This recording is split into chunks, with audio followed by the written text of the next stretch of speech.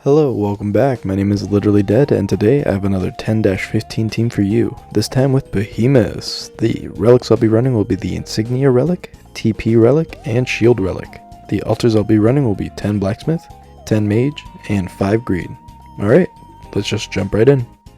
So Behemus is cool because he'll leap up with his ability, smash down, stun, and do semi-decent damage. Usually, he would land in front of other units, but here's the thing. We're not gonna have other units, it'll just be Behemus.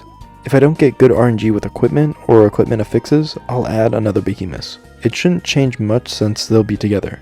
I'm also going to be using his first awaken ability because he takes less damage for a short period of time, but any damage reduction will be helpful. Besides, the other awaken ability sucks since the ability range is hard stuck and smaller as you go higher in tiers, which kind of defeats the purpose of what I'm trying to do here. So I said Behemus does semi-decent damage, however not enough to be honest. That's why we have the Insignia Relic, which will do a lot of damage, and since he's probably going to be the only person on the field, he'll do a lot of damage. Well, actually it's not a lot of damage, but it's like a big improvement. Basically he'll go from dying right away to actually being able to do something, so I think that'll be cool. I also have the TP Relic because if you don't have any units on the field, Behemus literally just goes straight up and straight down. So if you teleport behind them, there's going to be enemies there. It's also good because it's the backline units, the ones that you really need to kill, especially for this chapter.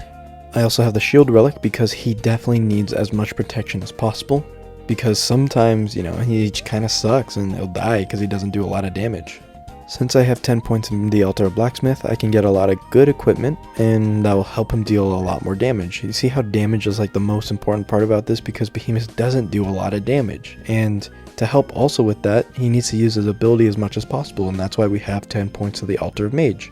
And finally, I have 5 points to the Altar of Greed. It's not like a huge game-changing thing, but it definitely helps us, especially when you need a lot of equipment, a lot of materials, a lot of summoning. You definitely need the silver for that.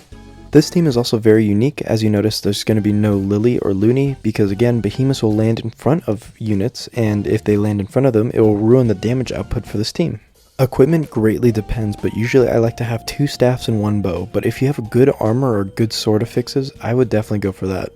Now, do I recommend this team to anybody? No, not really. This kind of sucks, honestly. It's not that good. He doesn't do a lot of damage, and he definitely struggles the most with the boss. I have done this team kind of a lot of times actually. I've kind of had this video on the back burner. I've made maybe a couple adjustments here and there, but it's basically been about the same.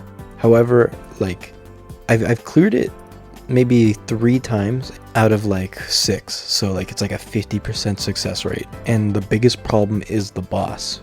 He just doesn't do enough single unit damage to kill the boss in good time, and at that point it takes a lot of luck. But honestly, other than that, this is a pretty fun team. I kind of like it, and I don't like it at the same time. I mean, I like how it works, and I like how it's a little bit different from everyone else's teams, but at the same time, it kind of does suck.